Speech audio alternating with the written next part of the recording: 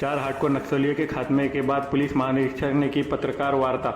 थाना रूपझर के अंतर्गत पचामा दादर के जंगल में पुलिस और नक्सलियों के बीच एक्सचेंज फायर में हार्डकोर 4 नक्सलियों के खात्मे के बाद आज सोमवार को पुलिस कंट्रोल रूम में पत्रकार वार्ता के दौरान पुलिस महानिरीक्षक संजय कुमार और सीआरपीएफ कमांडेंट के साथ विभागीय अधिकारियों ने दी जानकारी। नक्सल विरोधी अभियान में एक और बड़ी सफलता मिली है। सीआरपीएफ हार्डकोर जिला पुलिस बल और कोबरा बटालियन के संयुक्त इस ऑपरेशन में 28 पार्टी के 600 जवान एक साथ जंगल में हार्डकोर 4 नक्सलियों का खात्मा किया और अभी भी जारी है सर्चिंग ऑपरेशन। पुलिस महानिरीक्षक संजय कुमार ने कहा कि मध्य प्रदेश के बालाघाट में अब भी करीब 30 नक्सली सेफ होंगे। साथ ही सीआरपीएफ कमांडेंट ने कहा, गृह मंत्रालय से हमारा कमिटमेंट है कि हम मार्च 2026 तक नक्सलियों का खात्मा करने का प्रयास करेंगे। देखिए खास रिपोर्ट।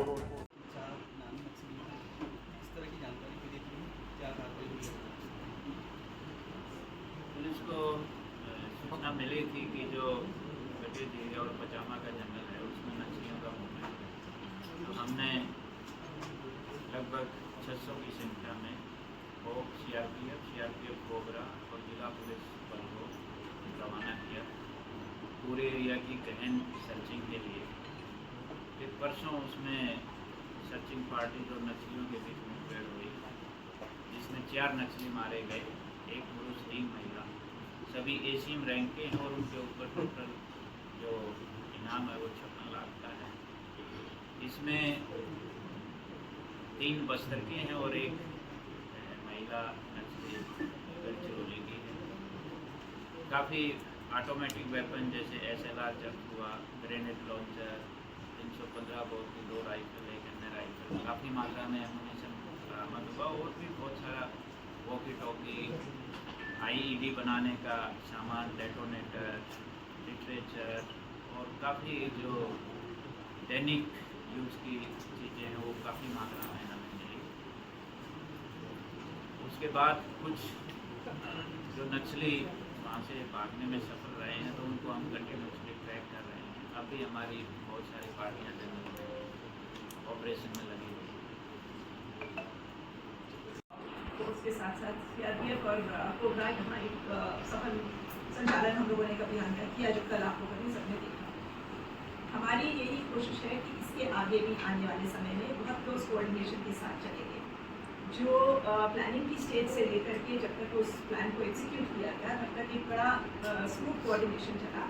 और जैसा कि आप जानते हैं इस ऑपरेशन में जहाँ 4 नक्सली एलिमिनेट हुए वहीं हमारी तरफ से कोई भी क्रॉस फायरिंग का केस, कोई भी और हमारा नुकसान नहीं हुआ है। आने वाले समय में हमारी यही कोशिश रहेगी कि हमारी ये टेक्नोलॉजिकल अपग्रेडेशन के साथ साथ हम आगे ऑपरेशंस का सफल संचालन करें। वो ये एक स्पेसिफिक इंफॉर्मेशन के ऊपर जब हम लोग कोऑर्डिनेशन करते हैं तो साइलेंस मेंटेन करने की बात है, जंगल वाले इलाके में उसका ग्रिड रेफरेंसेस सही रखने की बात है।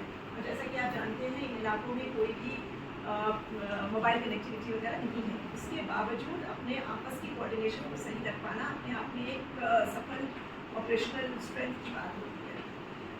इन पिछले सालों में हमने बहुत अपग्रेडेशन करी हैं। साथ साथ हमारी कोबरा की जो टीमें यहाँ लगी हुई हैं अलग अलग जगहों पर, उनकी एक अपग्रेडेशन के साथ साथ एक कोऑर्डिनेटेड माहौल बना है। जैसा कि आईजी सर ने भी कहा कि और कैंप लगाए जा रहे हैं और जंगल के अंदर उसको किया जा रहा है ताकि हमारी फोर्सेस छोटे छोटे ग्रुप्स में भी काम करके एक आपस का एक अच्छा कोऑर्डिनेशन तय कर पा रही है। इसका एक उदाहरण आप लोगों ने अभी कल देखा। आने वाले समय में हमारी कोशिश यही रहेगी कि हम और अच्छे कोऑर्डिनेशन के साथ चलें। देखिए जैसा कि आप जानते हैं कि ईद फोर्स है इंटरनल सिक्योरिटी की सीआरपीएफ और बहुत जल्दी एक इलाके से दूसरे इलाके में अपने काम काज को चेंज करती है। जहाँ मणिपुर में दूसरे तरीके से काम कर रही है, JNK में दूसरे तरीके से काम कर रही है। इस बात की भी चर्चा है कि जो AWE इफेक्टेड एरियाज हैं, चाहे वो झारखंड हो, चाहे वो मध्य प्रदेश हो, चाहे छत्तीसगढ़ हो, इनमें भी आपस में बहुत चेंज है। तो इस वजह से जब हमारे जवान यहाँ नए पोस्ट होते हैं तो हम एक बहुत गहन कार्यक्रम चलाते हैं जिसको हम अपनी इंडक्शन ट्रेनिंग कहते हैं। उसमें मध्य प्रदेश पुलिस के ऑफिसर्स भी शामिल होते हैं हमारी ट्रेनिंग के अंदर और शुरू के वो जो 4 हफ्ते हैं जिसमें हम लोग पूरे कल्चर के बारे में जानकारी देते हैं, जिसमें हम ये भी दिखाते हैं कि कितना फ़र्क है एक शहर और दूसरे शहर में।